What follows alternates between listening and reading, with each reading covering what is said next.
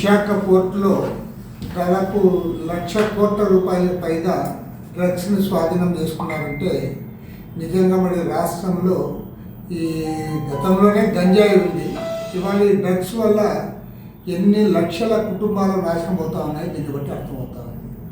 ఇది ఒక మన రాష్ట్రానికే కాదు, ఇక్కడ నుంచి ఒక సెంటర్గా పెట్టుకొని దేశానికంతా కూడా సప్లై చేస్తున్నారనేమో అనుమానాలు కూడా వస్తాయి.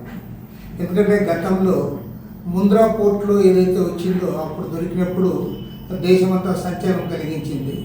ఇవాళ దాదాపు 25,000 కేజీల డ్రగ్స్ ఇక్కడ సిబిఐ వారు పట్టుకున్నారంటే అందులో సంధ్య ఆక్వా ఫామ్కి సంబంధించి మరి అధికార వైఎస్ఆర్ కాంగ్రెస్ పార్టీకి సంబంధించిన వాళ్ళ పేరు మీద ఈ డ్రగ్స్ అన్నీ కూడా దిగుమతి అయినాయంటే దీన్ని బట్టి స్పష్టంగా అర్థమవుతా ఉంది అధికార పార్టీ యొక్క మద్దతుతో ఇదంతా జరుగుతుంది. కాబట్టి ప్రజల నుంచి ఏదైతే 25,000 కేజీల డ్రగ్స్ని తెచ్చుకున్నారు వారు ఎంతటి వారైనా సరే, అందులో రాజకీయ నాయకులు ఇన్వాల్వ్ అయినా అంటున్నారు, కొంతమంది అధికారులు కూడా ఇన్వాల్వ్ అయ్యారని చెప్తా ఉన్నారు, వ్యాపారస్తులు సహజంగానే అందులో ఉండి ఉంటారు.